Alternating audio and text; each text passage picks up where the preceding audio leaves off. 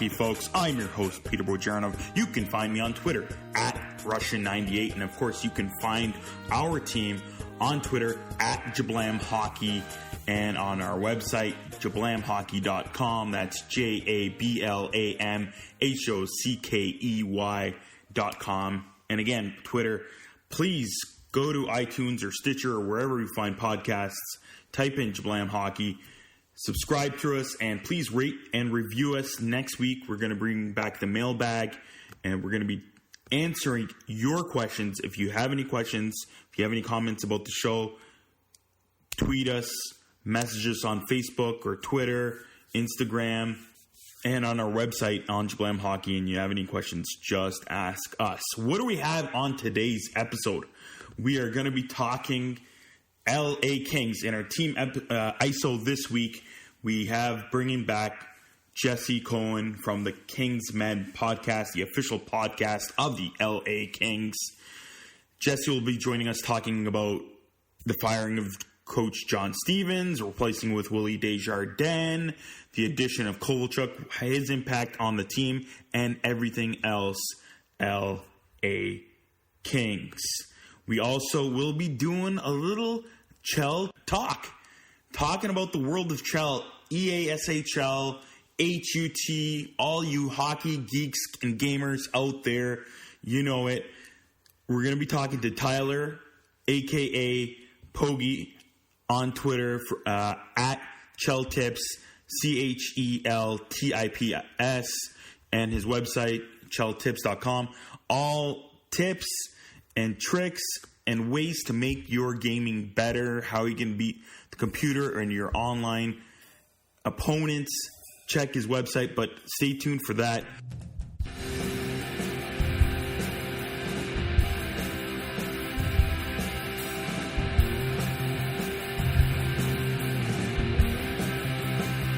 Time for some trending now. Oh, it was a busy week in the NHL world. It's been a busy and tumultuous while now for the Ottawa Senators. I'm not going to get into it too much, but please, again, go on jablamhockey.com. All of our trending now and our game notes are all on there. Everything I'm talking about on trending now is always on there. Of course, our guests and information, how to contact is on there. Ian Mendes' article I really enjoyed about the detailing of how Ottawa Senators processed what happened. And if you don't know what happened, obviously, it was a pretty big thing, actually. It blew up and everybody went crazy on Twitter that there was a video released from an Uber driver while they were, on the road in Arizona, about to play, I think, the Coyotes the next night, a week ago. And they were caught on the video by the Uber driver pretty much trashing their penalty killing, their assistant coach, how they play, imitating the coach, hey guys, how to block a shot kind of thing. Ouch. And telling, hey, DeMello, block a shot, dive. Like they were telling, DeMello's got to block the shot with his face or something, like how bad the penalty killing is. Oh, man, that is rough. And you got leaders like Matt Duchene saying this stuff. That is not good. New guys on the team that are supposed to be a part of the core, or at least the new core, not great at all. But the big goof is the Uber driver. This is not something you should be releasing to the public. Just, hockey players having an off night, just kind of sitting back and just, whatever, shooting the shit. And yeah, that happens. So always be careful what you say, especially out in public. Everybody, no matter who you are. But of course, when any camera or microphone could be recording, no matter where you go, you got to watch out, especially if you're a person of popular known value, an athlete or a famous person in any capacity. Yeah, you shouldn't be doing that. But yeah, the Uber driver is a bit of a, what. So again, and also go on to jablamhockey.com. Brett has a quick blog about that. We might have another blog about that, about how to act on jablamhockey.com. So check that out. Sucks for Hawks Nation that they actually fired Coach Q. Quenneville was released as head coach of the Blackhawks after helping them win 3 Stanley Cups. Obviously not in the last little while, but the team has been struggling, and I guess they decided it was time to move on, as the Hawks, again, haven't started the season too great. I really like Daniel Carcillo's reaction. He went on Twitter and said how much he liked Coach Q, and he had a nice story, and he asked people to present their stories. So you can go check his interaction on his Twitter account. I think it's at Carbomb, but we link it again on SublimeHockey.com. I really like what Brian Hayes from TSN 1050 said. He tweeted, "It's impossible to find a picture of Joel Quenneville that isn't dripping with intensity and passion. What a legendary run in Chicago." And that is correct. That's one thing I'll always know and remember when I was watching Coach Q coach the Blackhawks.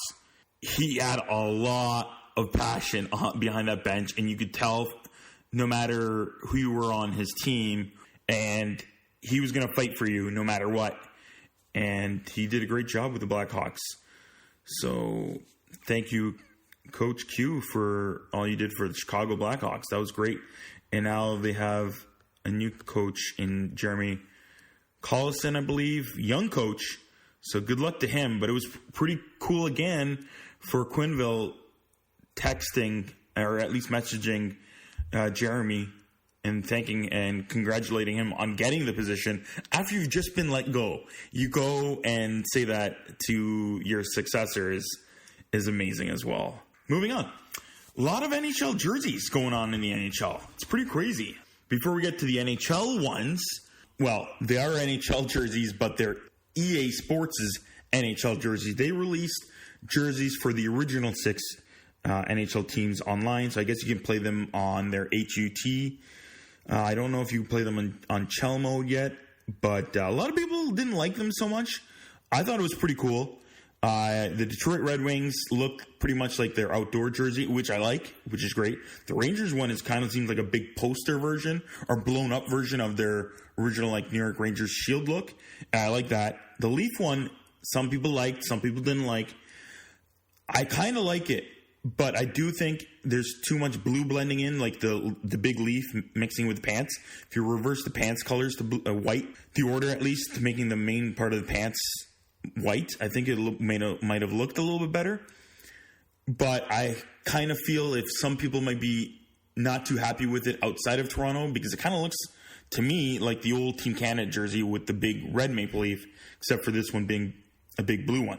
The Montreal one looks kind of weird. Nothing, I don't know, resembles a classic look to them, in my opinion. It's just a lot of thick stripes with the blue and the white stripes, and then MTL in the middle. Meh. The Bruins one is okay. And the Blackhawks one kind of seems weird with a lot of different colors, stripes at the bottom part of the jersey and on the socks. Just too many colors, in my opinion. Maybe if they kept it more simpler. But there's been so many Blackhawks jerseys, renditions, and outdoor ones. It's kind of hard to come up with something more original, which is what they tried to do with these jerseys, too. I guess that's one way of trying to do it. Then NHL, with Adidas, obviously dropped some fresher jerseys for, obviously, the Winter Classic. Coming up is the Boston Bruins Winter Classic versus, again, Chicago Blackhawks. How many outdoor games have they played again? It seems like a lot.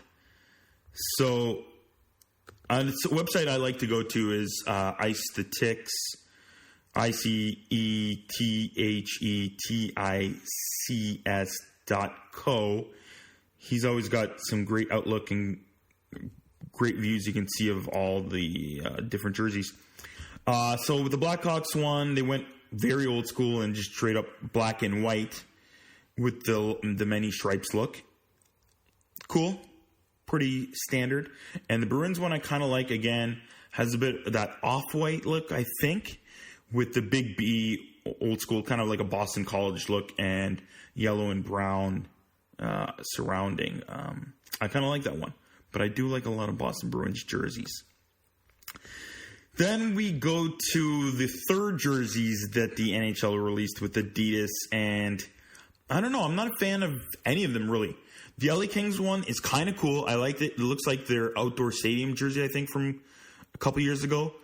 The gray, but I don't know why, but the gray, when they were playing that outdoor jersey, did not look good at all to me, because it kind of like when they were sweating, made it look really bad.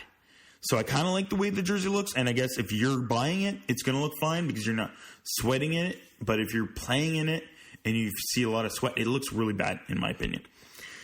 The Leafs one, again, is the old school St. Pat's, and you can't go wrong with tradition. I would like to see something different and new, so this is an easier way out, but it's always a pretty cool jersey, is the old St. Pat's. Then we go to the weird one, and that's the Tampa Bay Lightning one, which looks just like a plain black jersey, like a practice jersey almost, you could say, with the newer Tampa Bay Lightning logo just in white over it. I don't know what to say. It just looks like it was thrown together in like 2 seconds. That's what it looks like. So, ouch. At least do something. Like, put the Lightning, the old school Lightning, from the old third jersey that was like streaking down the sides, put that on there at least. That would have been something cool. But no, they decided to just put a logo on a black jersey. Okay. Yeah. All right, let's get into some suspensions and non-suspensions and fines, since that's also trending a lot right now lately. Number one, of course, the Evgeny Malkin non-suspension. He got, I can't believe, trying to remember, I'm pretty sure he got kicked out of the game. So technically, I always consider that as a one-game suspension. So he got a one-game suspension. Some people think he shouldn't have got anything. Some people think he should have got a couple of games. I don't know. The game is really fast. Malkin did not hit TJ Oshie. Oshie went to hit Malkin. But Malkin was bracing for impact. And yes, he did slightly raise the elbow or shoulder, an inch and a half? I don't know. The game is so fast and you're reacting. I see nothing wrong with what he did, really. I don't even think he should have got a penalty, in-game penalty. I'm fine with it, though. I'm fine with him getting something in the game. But a full game, getting kicked out of the game is a little too rough. But then, let's do some comparisons here. What if TJ Oshie does get injured? What happens then? He does get suspended? Again, I'm on one side where I don't like players getting suspended because of an injury. He gets hit right in the head. He got him right in the head, and I love how the NHL is trying to take that out. Oshie is pretty much the one initiating the contact here. The other thing is that I wanted to mention is, say Malkin was.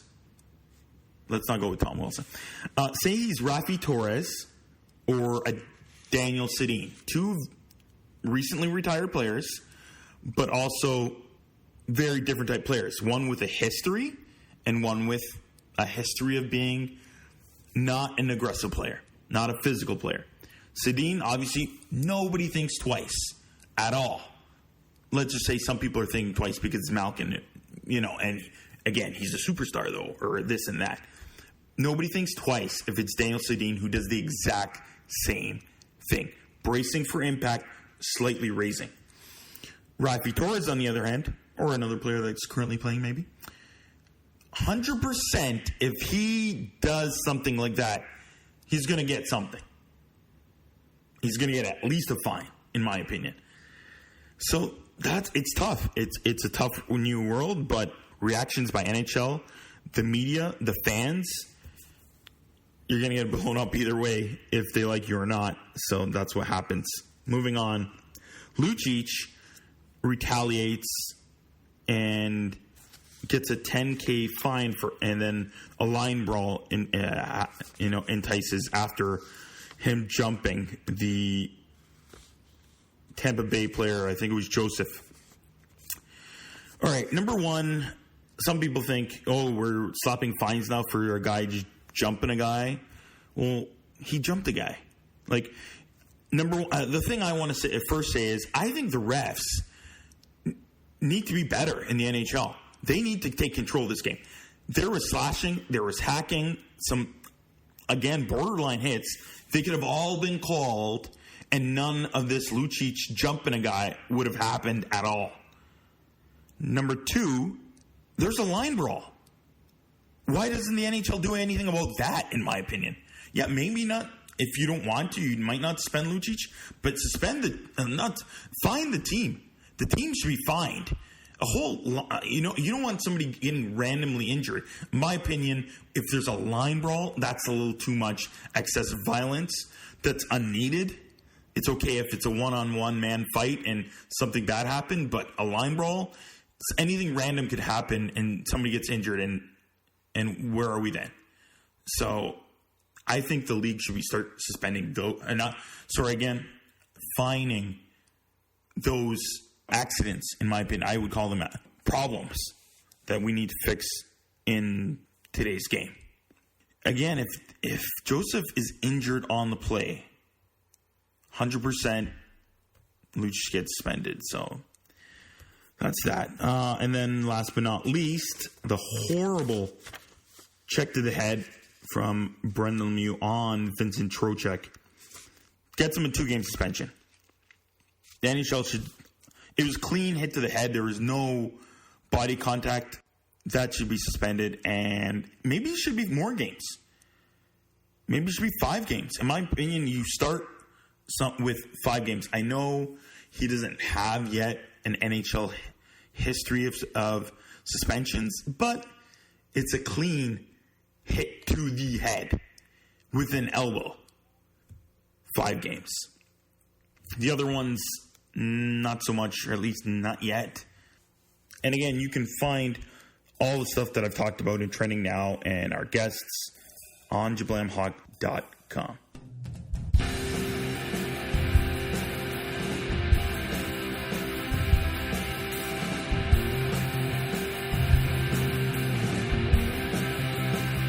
Time for this week's Team ISO, and of course it's when we go into the blogospheres and online podcasts and we get a better idea of what's going on specific teams, and we isolate and we talk about that team. This week we are Team ISOing the Los Angeles Kings, and we have welcoming back to the show Jesse Cohen from the Kings Men podcast. You can follow him on Twitter at Kingsmen. Obviously, all the Kingsmen is the Twitter name. Jesse, welcome back to the show. Thanks very much. Of course, you're the official podcast of the LA Kings, right? Correct. Yes, I am. And you get a lot of cool guests. In the last while, who's been on the show? We do post-game podcasts with Jack Jablonski. Hockey fans from Minnesota and around the world will know his name.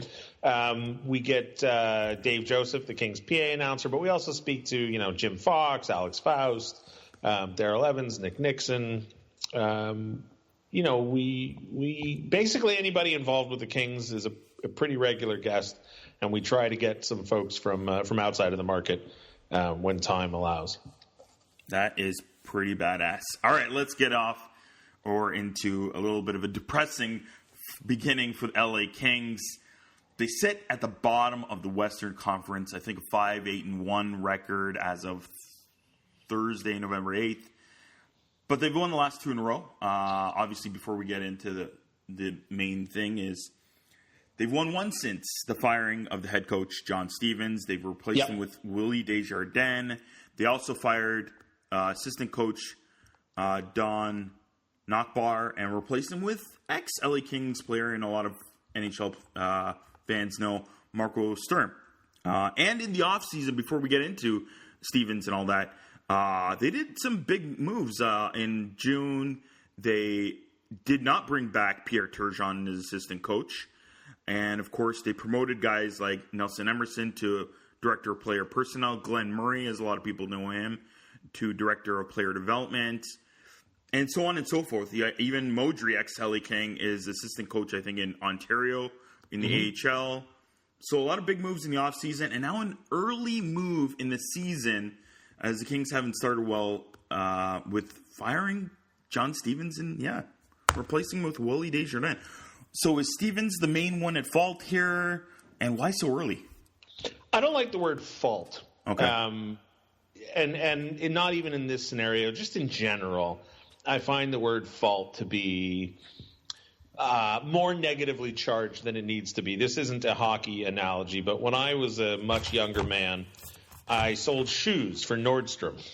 Mm-hmm. And one of the lessons they taught us was, and it's a lesson I've carried with me my whole life, and I think more people need to learn it. Something may not be your fault, but that doesn't mean it's not your responsibility. And so when it comes to coaches, I think, and this is a really good example of this rule, was it John Stevens' fault that the Kings got off to a bad start? No, I don't think it was his fault. I don't think that there's anything wrong with him as a strategist or, a hockey mind or a man or any of those things, right? But it is the head coach's responsibility to ensure that his team is ready to play and does the tasks set out for it and implements the strategies that the coach, conceives. And so if the team isn't doing that, regardless of why, it is ultimately the responsibility of the head coach. And so if a team won't do that and doesn't perform and gets out to a bad start, it is ultimately the head coach that will pay the price. A really simple way of expressing that is you can't trade 23 guys, but you can fire one coach. So I don't think it was John Stevens' fault, but it was his responsibility. And, they tried everything and nothing worked. So he got fired. And as you say, it is sad. Why do you think they made the firing even so early on in the season? Is it just they want a quick change? No, I don't think John Stevens was ever the correct choice to lead this team. I know why they made the choice, or at least I think I know why they made the choice. Heading into the beginning of last season, they had fired Dean Lombardi, they had fired Daryl Sutter. John Stevens had been a loyal soldier and an integral part of them winning the Cup twice. He had served his time as an assistant coach. He had turned down offers to be a head coach in other markets. They had made him the associate coach. And you really didn't know what you were going to get at the start of last season, right? The season before that, they had missed the playoffs. Quick had been injured. Kopitar had been injured. Toffoli had his first major injury of his career. And so you really had no idea what to expect out of the franchise. So to hand it over to a first-year coach and a first-year GM when you didn't even know what to expect, and you had all these contracts locked up, and it would have been really difficult at the beginning of last season to implement any real change. If you bring in a new coach, you're essentially risking burning his credibility right out of the gate. And I don't mean with the fans or with the hockey world. I mean with the players. If they had hired Willie Desjardins at the beginning of last year and the team doesn't do well, why does anybody expect that to change? You can't move a lot of their contracts, and the narrative is that the team is old and slow and blah blah blah. So you go with in-house promotions, and they make the playoffs last season. I think it caught a lot of people by surprise. Andrei Kopitar had an MVP caliber career at an age that I don't think a lot of people expect these days. Dustin Brown, bounced back. Jonathan Quick bounced back. Drew Doughty, Jake Muzzin, Trevor Lewis, right? The list goes on and on of guys that had career seasons.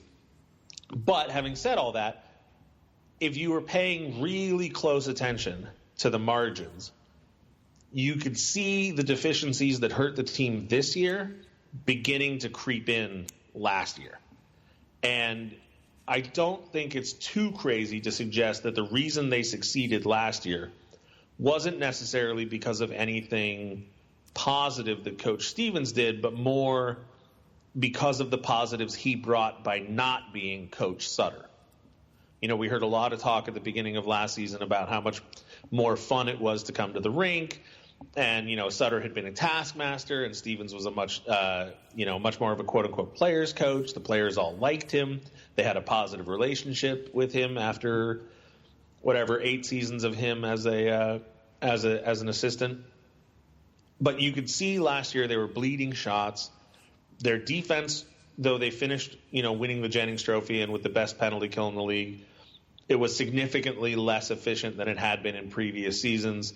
They said they wanted to not abandon their defensive identity, but to adopt a more offensive identity. They saw marginal increases in offense and more than marginal, decreases in defense, but their defense had been so good previously that they were still able to appear solid defensively. So this season, they bring in Kovalchuk, and, they made a couple trades last year, so now they have Dion Phaneuf, whereas at the beginning of last year they didn't. They let Foligno go. And so this year, all of a sudden, for whatever reason, the offense doesn't work early, and the defense really doesn't work.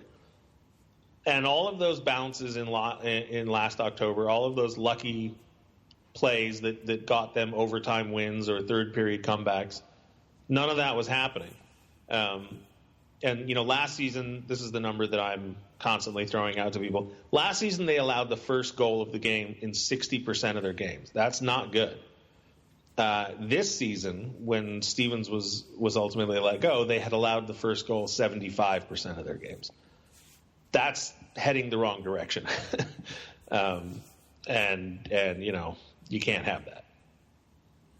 So do you expect a very big change of culture or a similar rhetoric with Desjardins? Or is he more of a transition coach? Should they have brought in a new era, a younger, new thought process coach? No, I don't think any of that matters nearly as much as people seem to think. I don't think the culture is – I don't think the culture of a team is set by the coach. I think the culture of a team is set by people much higher than that, whether it's an owner or if the owner isn't – active, if it's the president of hockey operations or a GM. But, culture is set from the top or it's set from the very bottom. But the coach is sort of in this terrible middle position in a hockey organization, and you can see it by the average lifespan of a coach. It's like, 3 seasons or something like that is the average lifespan of a coach. So, culture isn't created in 3-year spurts. Culture is created over time. And the Kings' culture wasn't defined by John Stevens. It wasn't defined by Darryl Sutter. It wasn't defined by Terry Murray. It wasn't defined by any of these people. You can go back to Dave Taylor, I think, might have been the one who was around when the Monarchs were first established as the pipeline team. So, we're looking at a much longer timeline if we want to talk about culture. I think the coaching change, hopefully, what you really hope is that it shakes the Kings out of whatever entitled mentality they had fallen into, where they felt like they could get by on talent and not effort. There's that scene in Miracle where the coach says, you boys think you can win on talent alone. You don't have enough talent to win on talent alone. Well, unfortunately, the Kings do have enough talent to sometimes win on talent alone. But over an 82-game season, it's really hard. And over 164 games in 2 seasons, it's even harder. So what we need to get, they have the talent, but now we need the legs moving. Now we need the effort. Now we need the willingness to go into the corners and to the goal mouth, to do the little things that actually result in winning hockey. And I don't think Stevens wasn't telling them to do that, right? Like, that's why I say it wasn't his – I don't think it was his fault, but it was his responsibility. And I don't know that Willie Desjardins is any sharper a hockey mind or any better a strategist than John Stevens. I'm sure they're probably about on par. And I don't think you could – it would take a really talented psychologist, I think, to decide why players listen to certain coaches in certain settings and not others. This, to me, is just a sort of a slap-in-the-face wake-up call to the players of like, hey, this is unacceptable. You're in last place. You've allowed the most goals or something like that, and knock it off. Get better. Get better fast. Well, speaking about very talented but also still lacking in putting the puck in the back of the net, they sit last in the league in goals per game. Mm-hmm. But in the offseason, they went in and got one of the most talented snipers available on the face of the planet and signed Ilya Kovalchuk to $6.2 million per year for the next 3 years. He looks like he's doing well. He's doing 5 goals, 14 points. Yeah. I don't yet have an opinion about whether or not it was a good acquisition or not. I've said this to people before. It's going to take a year or two, and I realize that he's only got a 3-year deal. But bringing him in started a countdown to somebody being traded, because the cap situation, unless the cap dramatically increases next year, they simply don't have the cap space to keep everybody currently on the roster. Doughty's new deal kicks in. There's a couple players who, at the very least need restricted free agent bumps in their pay. And with Kovalchuk's deal and Kopitar's deal, there's just not enough money to go around. So somebody's on their way out just by virtue of the fact that they brought in Ilya Kovalchuk. Now, I assumed that the team would do better and that they would be able to make a trade from a position of strength, and that the trade that ultimately got made might wind up helping the team even more, right? So if you can bring in Kovalchuk that forces a trade that benefits your team even more, well, then great, so much the better. The reverse of that would have been if Kovalchuk hadn't done well and the team had suffered, then you'd be sort of forced to make a trade from a position of weakness and possibly desperation. As it is, they still may need to make a trade from a position of weakness, hopefully not out of desperation. And so the fact that Kovalchuk is leading the team in scoring could be viewed as a net positive because, hey, you got this tremendous player. But I'll wait to see what the trade is or what the move is to accommodate him before I evaluate the trade on the whole. Additionally, I think they expected him to just slot in and replace Alex Iafallo. I think the assumption was that because Kovalchuk is good and because Kopitar is good and because Brown had one good season, that would be your top line. Your second line would continue to be Pearson, Carter, and Toffoli. And then your third line would be Kempe and Iafallo, who are both fast, tenacious second-year players. And then I think a lot of people assumed Velarde would slot in at the 3 right wing position. He hasn't played yet. I was never convinced that was the best distribution of talent. I was never convinced that was going to happen. I don't think that they yet really know what to do with Kovalchuk other than put him on the top power play unit. But again, as I referenced earlier, he's just so talented that he's going to get points, right? It doesn't matter if he's playing on a line that's, specifically designed to maximize his skills or, that is well coached and brilliantly, laid out to decimate other teams. He's just so good that if you put him in the right positions, he'll capitalize. We saw a goal the other night. Jack Campbell sends a stretch pass all the way to Toffoli at the opposing blue line, and he just sort of flips it to Kovalchuk. And I think the puck was on Kovalchuk's stick for less than half a second before it was behind Gibson and in the goal. And I don't think there's another player on the team who buries that goal the way he did. It was just a bang-bang play that happened out of nowhere. Campbell and Toffoli had the presence of mind to find Ilya Kovalchuk alone in the high slot. But like I said, I don't know that there's another player on the team who turns that into a goal. So he's playing really well. I still think that they could find another level for the team to play at with him as a part of it. You were mentioning maybe a trade. How about, put it out there, a random crazy trade proposal? And I know Leaf Nation, some of them want to keep a guy like William Nylander, but a lot of them hate the idea of, why are we even thinking about paying him this amount of money? Let's trade the kid. Trade him now. Kings, I know there's a cap, and there's, we got a lot of issues there, and that's why I don't think they were one of the potential landing places if they were looking at trading Willie. What do you think out there, if it's possible? Is it maybe something like, I know Leafs are kind of looking for a defenseman, so maybe like a Jake Muzzin, putting in more cap, putting a Trevor Lewis in there, and then a good prospect, and maybe a first or second? Is that something you think the Kings would be fine with, or what would be a possible trade that you think would be equal? Well, look, obviously William Nylander is really good, and obviously he's really young. So it would be foolish to, at some level, to say, no, I don't want him in the organization because, A, if the trade happens, then I'm on record having said no, and B, he's 22 and he's real good. Yeah. But I think one of the real issues that the Kings have faced, and it's not just this season, but I think it goes back 4 seasons, when they won their first cup, or rather when they won the cup for the first time, they had a 6-man defensive unit that I would argue at the time was the best 6-man defensive unit in the league. None of them missed any games in the playoffs. It was just 6 guys. There's not a 7th man that played a single minute in 2012. Then in 2014, they had most of those guys back, but they had to rotate in a couple more of them.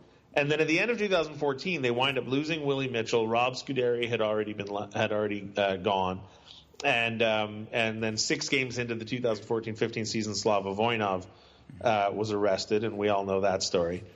They really haven't replaced those players. Jake Muzzin was already on the team. Alec Martinez was already on the team. So you've got Doughty, Muzzin, Martinez. But the last 4 years have been a rotating doors worth of 4, 5, and 6 defensemen. It's been Braden McNabb, but then he winds up in Las Vegas. Oscar Vandenberg, Paul Ledoux, Christian Folin. Robin Regier had a season or 2 left. They brought in Scuderi. They brought in Luke Shen. They've tried all these different things, and they really haven't solidified that blue line depth. So at this point, I'm less eager to trade another defenseman to bring in a guy like William Nylander. I'd be more eager to trade for another defenseman. Or if you're going to trade for Nylander, then trade forwards. But I don't know why we would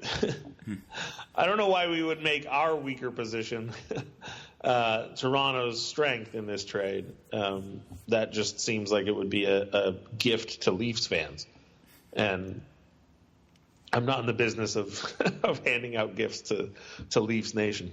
Hey, we want gifts. All right. So where are you guys going to find this offense? I know Toffoli's been kind of up and down, but Tanner Pearson's really dropped off. What's going on with him, and where's the rest of the offense going to come from?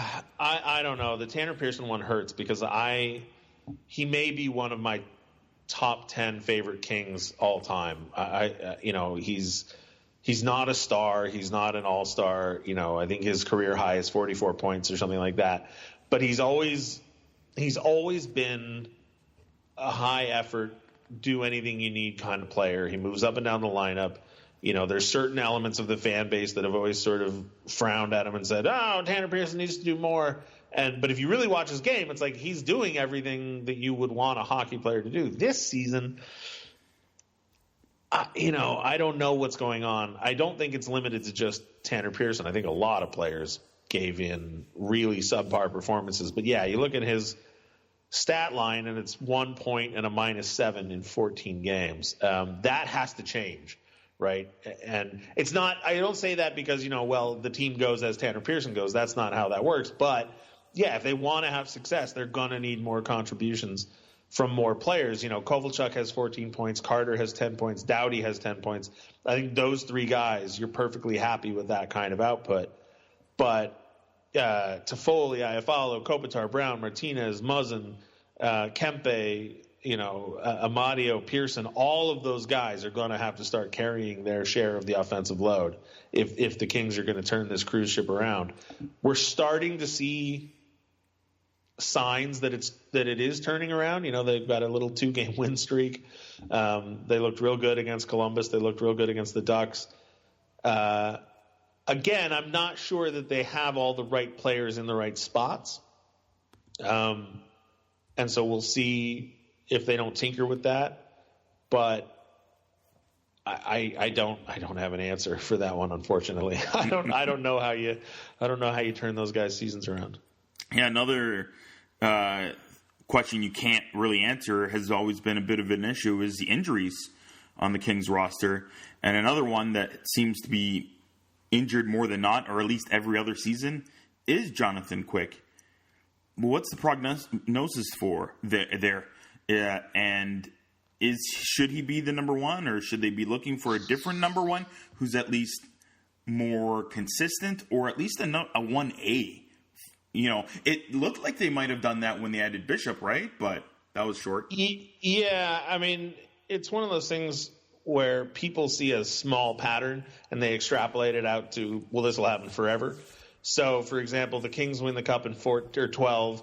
The Blackhawks won it in 13. The Kings won it in 14. I think the Blackhawks won it in 15, right? Yeah. And then everybody's like, oh, well, the Kings and the Blackhawks always trade off cups. And it's like, well, no, that pattern happened once or twice, I guess. The event occurred twice. I don't know that that's a pattern. So people say, well, Jonathan Quick gets hurt every other year.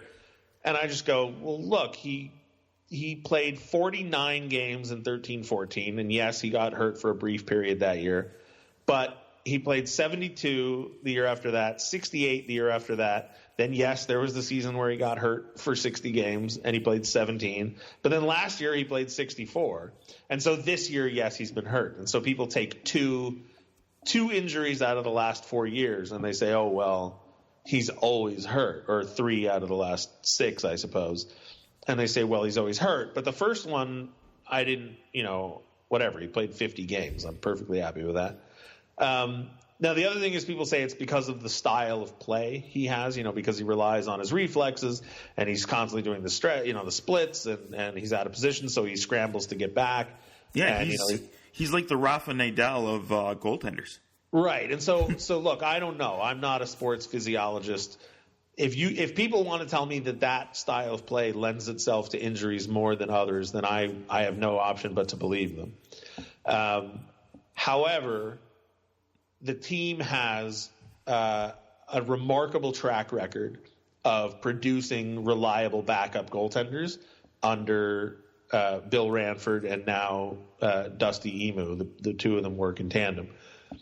And we've seen it with Jack Campbell, right, who's another goalie pulled off of the goalie reclamation heap by the Kings. And I have no problem. If you want to tell me that Jonathan Quick's going to miss 40 games this season with injury and that they're going to rely on Jack Campbell as his backup, I don't have any problem with that. It's not ideal. I'd rather have Jonathan Quick, but I'm not terrified at the prospect of a team with Jack Campbell in the pipes. Jack Campbell was a first-round draft pick. He's obviously got talent. At some point, people believed in him, but he played in a Dallas franchise that appeared to have zero interest in defense or goaltending, and so he got waylaid a bit. If there was a deal out there where you could bring in another goalie with a track record or at least the appearance of potential of having a career like Jonathan Quick's that didn't cost you $10 million a year in cap hit, right? Like if somebody said, okay, well, would you take Price for Quick straight up? I'd just say no. I'm not going to pay twice as much for a guy who's marginally better than our goalie.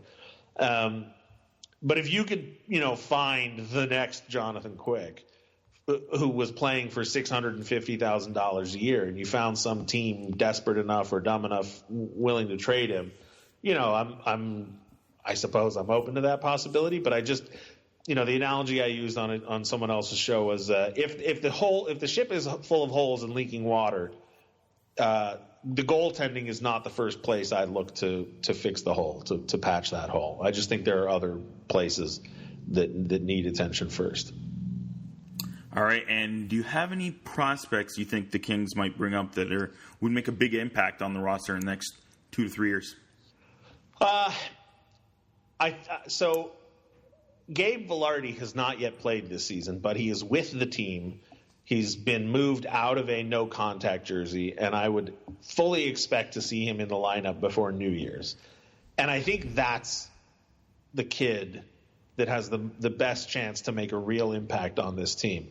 After that, we've seen them call up a handful of players this year, whether it's Sean Walker, Austin Wagner, Jared Anderson-Dolan, Sheldon Rempel, I'm sure there's one or two others that I'm forgetting. It seems like there have been so many.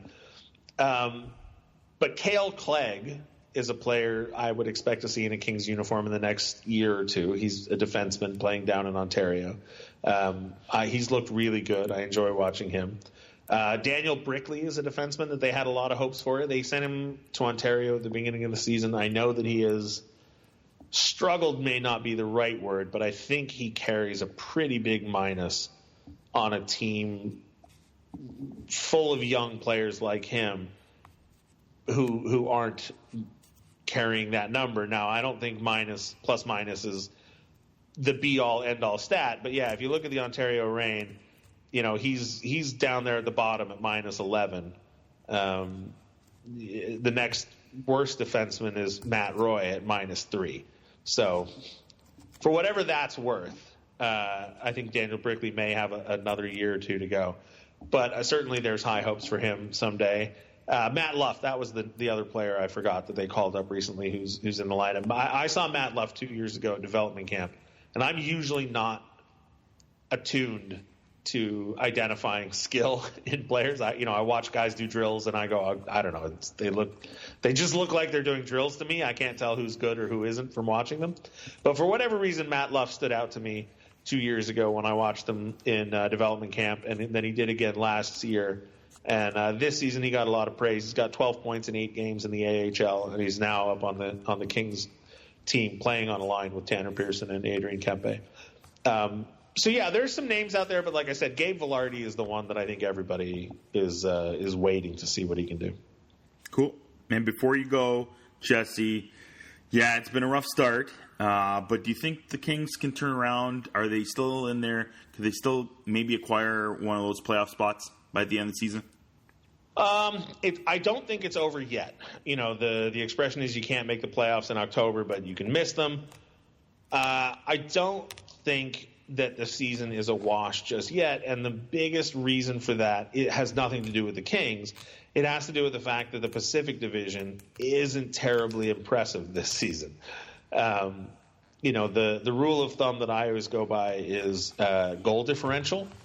It's not a hard, fast rule, but it's a pretty reliable guarantee. It's pretty reliable that teams with a positive goal differential make the playoffs, and teams with a negative goal differential miss the playoffs. You might be able to go back and find one or two outliers, but that's a pretty good guide. And so if you look at the Pacific Division today, San Jose's at the top. I think we all expected that.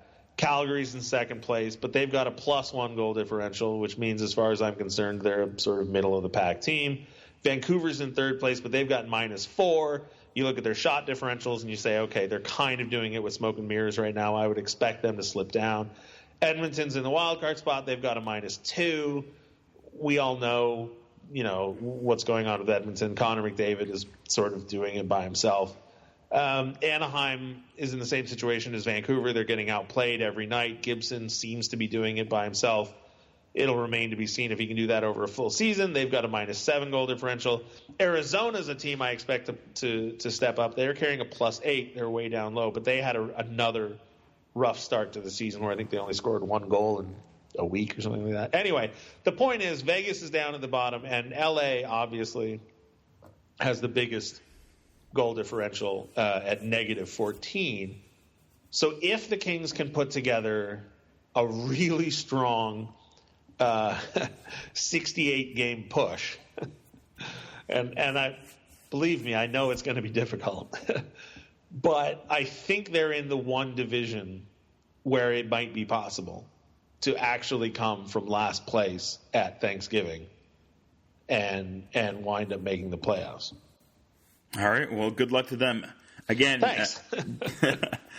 Jesse, thanks for coming on the show. You can find Jesse on Twitter at Kingsmen Podcast, and that's, of course, the official LA Kings podcast of all the Kingsmen. You can find it right on the Kings website on NHL.com/Kings/fans/podcast. It's right there. There's actually there's a quicker link if I can throw it out there. It's LAKings.com/podcast. Cool. I always go right through the NHL.com website There you go. And you got episodes every Monday, eh? That information is no longer correct. Okay. I need to update that. We do a post game podcast for every home game. Mm-hmm. Then we are trying to do weekly updates Tuesday mornings.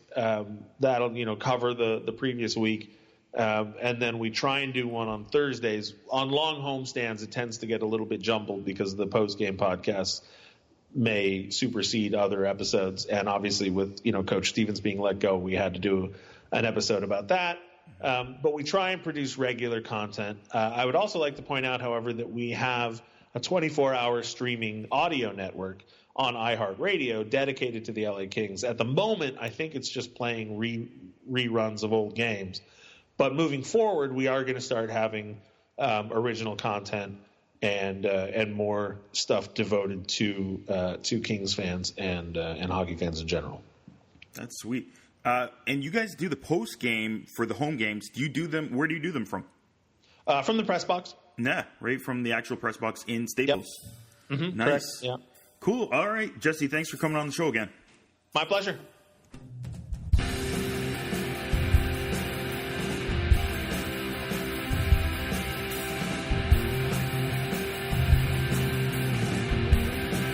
On today's show, we have a pretty cool guest. We're going to talk all about the world of Chel and NHL and gaming and tips. On today's show is Tyler. You can go on, follow him on Twitter at Chel Tips. That's at CHELTIPS. Or you can go to his website, same thing, cheltips.com. He can provide you with all things tips, tricks, and how to win on EA Sports' great hit game for the NHL. And, of course, this year's game is NHL 19. Welcome to the show, Tyler. Hey, man. Thanks for having me. Cool.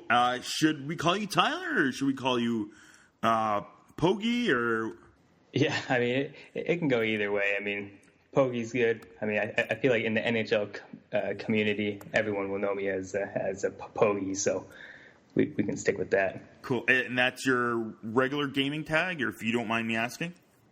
Yeah, that's my gamer tag. It actually, because it used to be, I don't know if you might remember, but it used to be call-out name in the game because of Justin Pogge, who used to be in the game. Or actually, he's actually back in the game now, but they still haven't put his play-by-play name back in it, which kind of annoys me because I always chose that.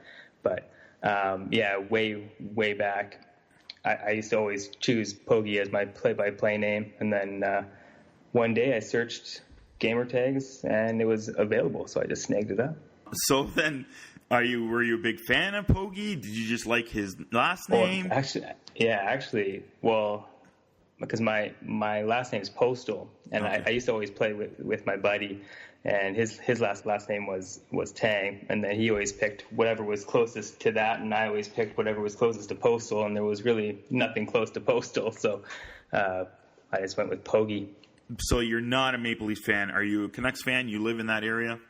Yeah, Canucks fan. I mean, I'm a Canucks fan, but then I feel like deep down just a hockey fan, because I watch basically any hockey games. I mean, Canucks were kind of going through a rough period for a while there, and I mean, I still watch, and I'll always identify as a Canucks fan, but I mean, sometimes you just have to watch whatever game is most entertaining, Yeah, you can. I'm also gaming once in a while. You can find me just on pickup games or my really, really crappy team that I play with my buddies, and that's why they're going to also check out my episode here, as we're going to talk about beginner tips and stuff later on. But I usually I play by also Russian98, which is my Twitter handle. I think I'm either Russian98 or Russian098, and I also have my player name that I usually pick, and I just usually go with Russian guys that I kind of like, or ex-Leaf players. And this year, when I'm on the ice, I'm usually like playing defense, but I went with Mitzi Marner because I like how Marner has some fancy mitts that he uses, so I call him Mitzi Marner. What's the player? What's the player type, or the name at least, of your guy? My guy, he's always Pogge Pogerson. Oh, nice. Always. I don't know. I don't even really know why, to be honest. It just started happening a few years back, and I just always do the same name now every year. Okay, cool. I wasn't sure, too, because I checked it out. And I was like, oh, is it maybe something to do with Elias Pettersson, maybe? But I guess not. Oh, maybe. I mean, Pettersson is just something else, isn't he? Yeah, he is fantastic. I might change it to something like that now, but we'll see. All right, and so what's your favorite position on the ice if you play? I usually play center, but usually center or wing if we're playing EASHL. So how long have you been playing NHL, EASHL, and AGT? I've been playing the EA Sports NHL as long as I can remember. I didn't really get big in, like really, really big into it until online came out, and I think around 2007 that was. And that's when I started really playing it, because I basically only play online. I don't really play any offline modes. And that's what kind of got me hooked on it, was just the whole competition and playing online versus. I think from 2007 up until probably 2011 or 2012, I basically only played online versus, and then I found out about ESHL, tried to get a bunch of buddies together to get a sixes team going, and it was just like the hardest thing ever to get 6 buddies online at the same time. So me and my one buddy ended up just playing ESHL tons. So that's kind of what got me first into ESHL. And I didn't really ever play HUT that much, because I was kind of always one of those guys that was just like, I'm not going to do that pay-to-play crap or whatever, you know. But then eventually, once I started getting involved in the community and everything, and actually it was once I started doing Chel Tips, really, because this is, when I started doing Chel Tips, I was writing posts and stuff and trying to figure out what to write about, and it turns out that everyone plays HUT. So I was like, okay, well, I guess I better start playing HUT so I can start doing HUT tips. And that's pretty much what got me into it. Yeah, I'm pretty much on the same path as you right now. I'm always trying to get my buddies to play, and some barely play, so they're not so great, and the other ones that do play, they do play a lot of HUT. You're right. I never got into it because I'm not a huge fan of like the contracts and then training the guys. I'm like, oh my god, I'm fed up with this. I just want to stay with the same guys. Why do I have to keep on changing them up all the time? Yeah, and that's like, it's because they actually did a big improvement to the contracts this year, because now you can just auto apply like a whole bunch at once, right? Like last year and every year prior, if you had like 5 or 6 expired contracts, you'd have to go individually do them all. It just seemed like a big waste of time, but they actually made it a little bit easier now, at least. But yeah, having to. I think the part that I always had a problem with when I first started playing it was that a free-to-play player, like someone who just wants to play it without having to spend any money, it's so difficult for them to like. And I'm talking back in I guess it was 17 when I first started. Like, they've actually added a lot of stuff since then, like with the comp seasons and HUT champs and different ways where you can earn rewards and earn actually decent stuff without having to spend any money. But when I first started playing it, it was like there was no way to really get anything good unless you either got super lucky with a pack or you spent a bunch of money, which is what I hated most about it. But I do like that they've actually been adding in different ways to get good cards without having to spend money. What's a good way to get easy points or easy cards then that you'd recommend? Well, it depends. I mean, there's kind of 2 different categories, I guess, because if you're a really good player, and then you can go into comp seasons or into HUT champs, which is any like the online kind of competitive modes, and then if you can rank high enough, like if you rank in the top, even like the rewards, like I think even with HUT champs, you basically just have to play your 3 games, and then you get 2 gold plus packs, which is like their 700 puck pack, or their 700 points they're actually called now, I guess, which is not too bad. And then also, like, if you get in the top 100 in any of the comp seasons, like, you're going to get pretty decent stuff. Like, you can get ultimate packs, you can get like 88, 89 plus overall players. But then on the other end of the spectrum, if you aren't quite that good yet, I mean, obviously that'd be a good way to get better, is to actually play good players. But the other way is just, I mean, playing the game. Like I say, like every month you can get you can get a legend by just basically playing, because every 8 hours you can open packs. They open like their like little free hut pack, and you get like a monthly collectible for it. It's part of the monthly sets, and if you get, you have to play a lot. So you have to get 80 of them, and you can get a maximum of 4 per day. And if you get 80, and then you get a 90 plus legend player, which that's like the best, the easiest way to get good players, because you literally don't have to do anything besides just play the game. Like, it doesn't matter if you're good or not. Like, you could lose every game and you would still get it. So. And do you recommend any tips for, like, I guess, I know I used to try to, do the auction stuff? Is there a tip you'd recommend for like the auctioning stuff? For the auction stuff, what I used to do is what everyone does now is I used to do it with the collectibles, where you would just search, because like collectible prices are always pretty consistent, depending if you, like gold collectibles and that they all kind of sell for the same range, and often people either don't care what they put them up for, or just don't even look, and then you'll end up with a really underpriced collectible up there. You can buy it, and then you can flip it really cheap, or flip it really quick rather.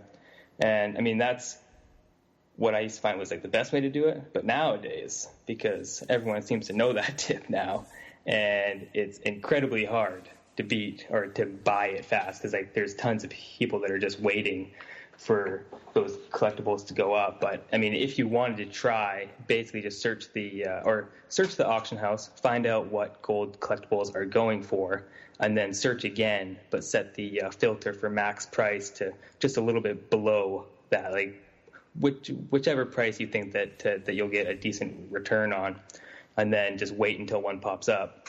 But you'll have to be really fast when it actually does, because there's several people trying to do it.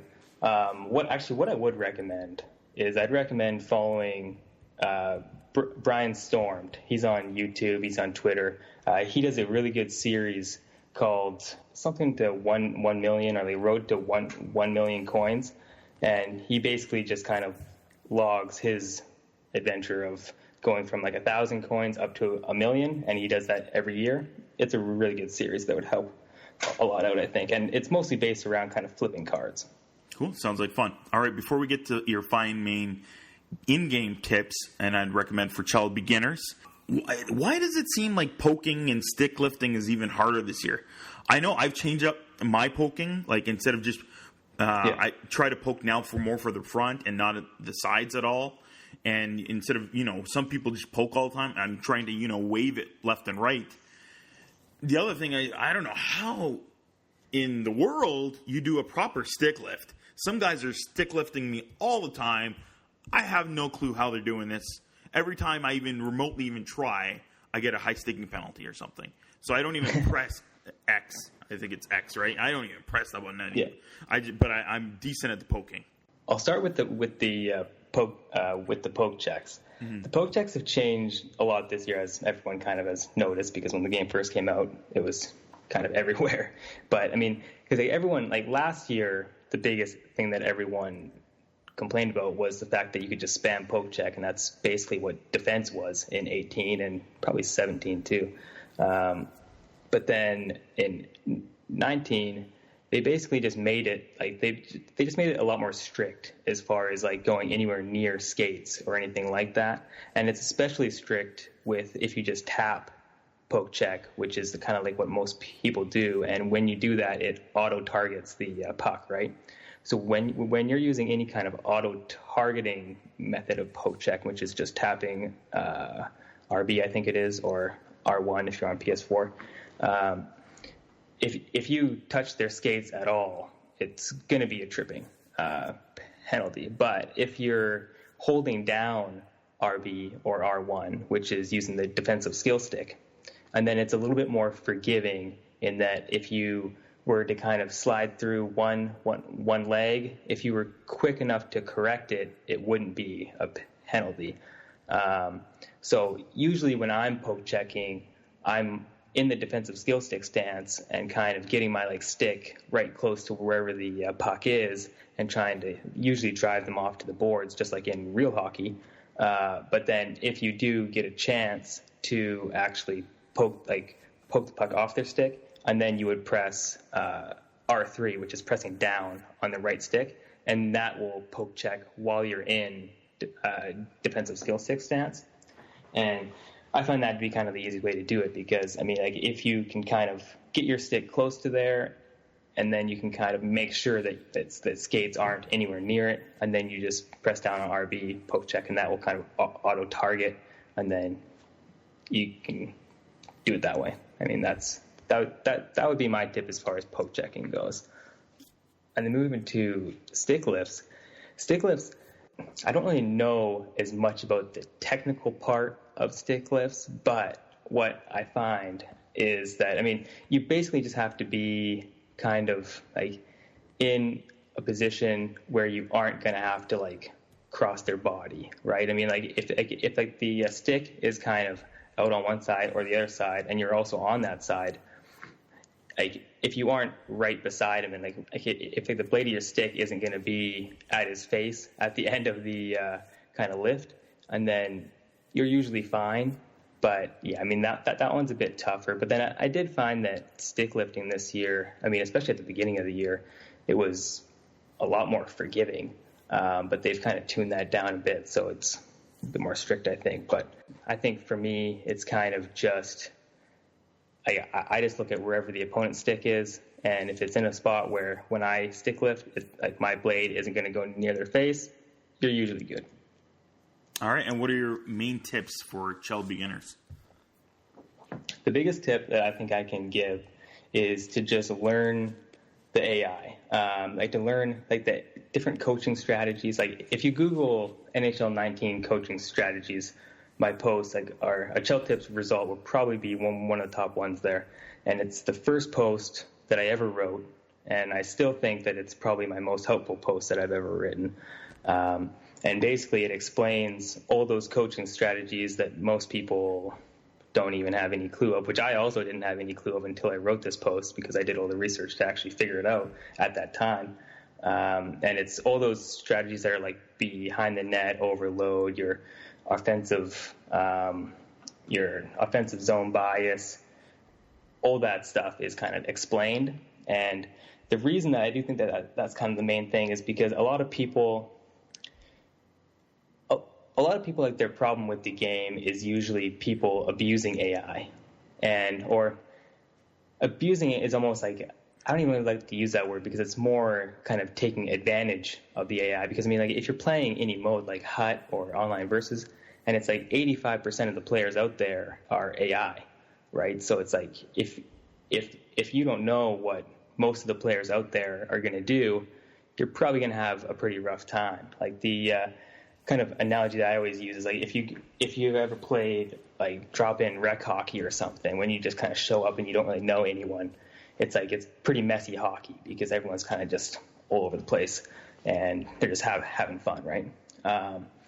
But then if you're in an actual league and you're on a team that practices together, it's you kind of have an idea where everyone's going to be, and it's going to be a lot easier to play. You can kind of make up your plays and all that, which is the same way if you know how the AI is going to react. It's basically like having your own team where you know where everyone's going to be. And that's kind of that's because prior to that, I was pretty good. I was really good at the game in the sense that, I knew ways, I knew the spots to score and all that, and that's kind of thing too. When I see those scoring videos where it's someone in a free skate just kind of showing how to score, it's it's not really. It's helpful to know the spots to score from, but getting into those spots is the real kind of challenge, right? When you're in a game, and that's what knowing all those strategies I think helps a lot with. because and the AI is actually, even though the AI gets a lot of flack, the AI is actually smarter than I think people give it credit for, because if you're as your right defenseman and you cross over to the left side, the left defenseman will actually switch with you and they'll go over to the right side. And the AI is always trying to cover whichever position's left open by you kind of skating around. So when you take a player out of position, a different player will take that spot, which is what a lot of beginners usually get into trouble, because they're constantly switching players and they're taking every player out of position. And then next thing you know, all the AI are just like in this frantic sort of race to kind of get back into a position. And then that usually ends up leaving a lot of space for whoever you're playing, and then they score. Basically, learn your AI strategies. Yeah. I would say, because it's probably one of the questions that I get asked the most, actually, like on Instagram, on wherever. I'm always getting asked, like, what strategies am I using? And it's like, I'm always happy to give that info. I mean, I have, like, if you check my Instagram, which is at @GetChelTips, one of my most recent posts was basically going into my current strategies and explaining why I'm doing each one. But I switch up my strategies like tons of times every year, because as soon as I hit any kind of losing streak, I'm just like, what am I doing wrong here, right? And usually the strategy is the first thing that I try to switch up. So it's kind of like an ongoing thing, but just knowing, because like people just kind of copying my strategies without actually knowing how those strategies affect players isn't really going to help them. Because I mean, it might help them in the sense that my strategies right now are kind of more on the defensive side. So it's like their players are going to be more defensive in general, but it won't help them in the sense that they still don't really know where those players are going to be going, right? So it's like, I mean, if you're playing if you're playing a behind the net strategy, it's like you want to, like, when you do that, you always know that there's going to be a player that's behind the net, so you can kind of cycle back to them constantly. Whereas if you play an overload strategy, there's not usually going to be a player back there. Like, he'll be kind of more off to the corner. And then, I mean, just kind of knowing those differences helps a lot when you play different players, or just when you're playing anyone really, and then, I mean, you can set up your plays and everything.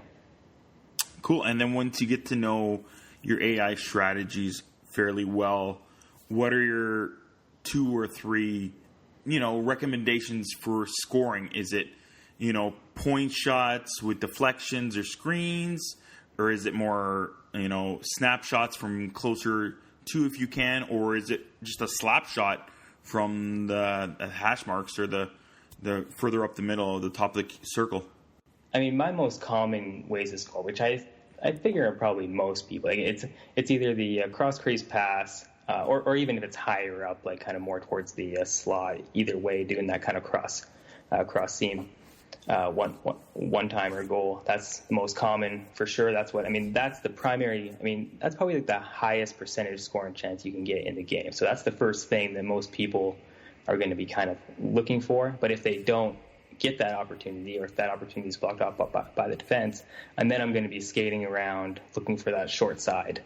Like from the slot kind of snipe. I mean, that one, I mean, even if you aren't really in the slot and a little bit off to the side, if you have a player that can shoot well, that's got a good shot, doing a slap shot from there or a wrist shot, I mean, that's going to be kind of your money shot right there.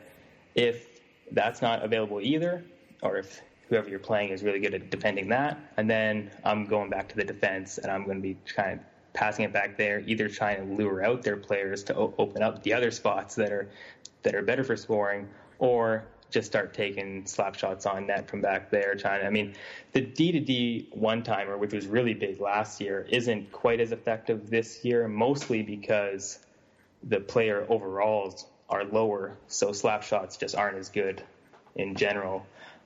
with a player that doesn't have a good shot, right? But I mean, if you do have a defenseman that does have a good slap shot, and then I mean, there's still a good chance that will go in. Otherwise, if you don't, and then just kind of getting shots on net, trying to go for rebounds. And if you do try to go for rebounds, you might want to check out the shooting offensive line strategy, crash the net offensive line strategy. Shooting if you're on the power play, but and then with crash the net, you'll just have more players in those positions to kind of whack home any rebounds. Cool. And if you're just getting that good shot from the top of the circle, are you saying they're pretty much even if it's a slap shot or a quick wrist shot? Yeah, so assuming that the player's wrist shot and slap shot stats are pretty even, I don't really know one way or the other whether it's better. I mean, I think if you do a slap shot, because I mean, obviously the problem with a slap shot is that you have to do the wind up, which is going to leave you vulnerable for a second to have the puck poked. But if you do a half slap shot, which I don't know if everyone kind of knows what the half slap shot is or half clapper, but basically it's when you do a regular slap shot, but you do it really fast. So you're pulling back on the right joystick only about 70-80% of the way back, and then going all the way forward, and you're doing this as fast as you can, because if you do it properly, the your wind up will only be like half or even 25% of what a normal slap shot wind up is, so you can get that shot off way faster. If you search up NHL half clapper, I think my post on that will probably come up that explains it further. But I think between those two, I usually do the half slap shot when I'm on the rush, kind of getting into that spot. I don't really know why. I don't really do it for a reason, just because it seems to work. But I'm sure doing a wrist shot would probably work most of the time as well if you're in that spot. Cool. And before you go, what's your favorite new thing about this year's version of the game for NHL 19? This year's version. I mean, even though I haven't really played it a ton yet, I mean, I did play it a lot at the beginning. I just the world of Chel in general. Because that's kind of what I was always big into ESHL.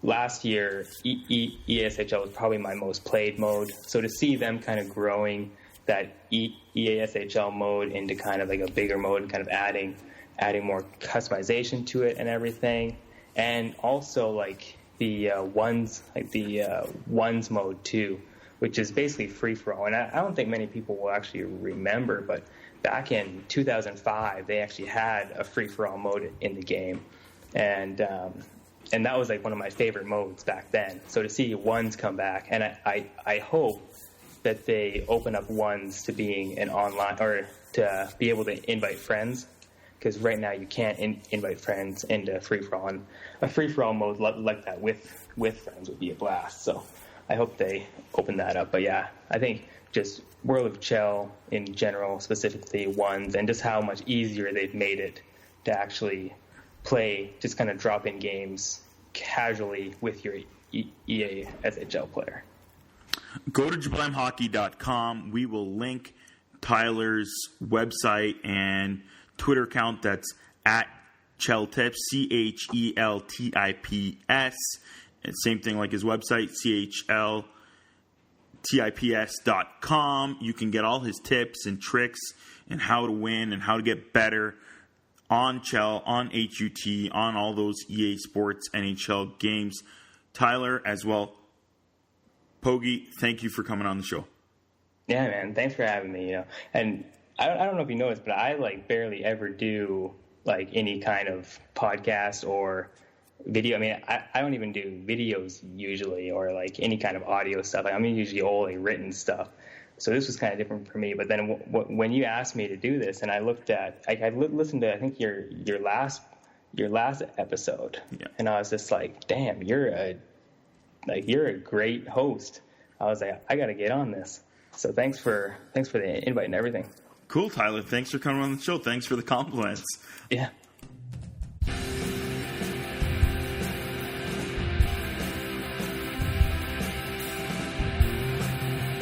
before we go, Jablam Junior Hockey's Player of the Month is Ian Scott.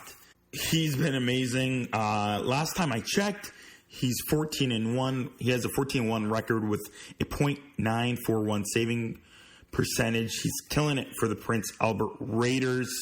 And, of course, he's a Maple Leaf prospect. So if you're a Maple Leafs fan, you're going to like that. 4th round pick, 2017, looking good. Congrats, Ian Scott, on having a terrific first month of the season for your Prince Albert Raiders. And again, go to JablamHockey.com. Check out all our blogs, our podcasts, our old episodes.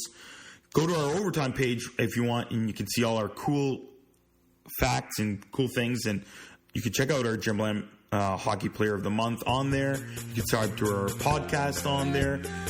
Find me on Twitter at Russian98, and see you all next week.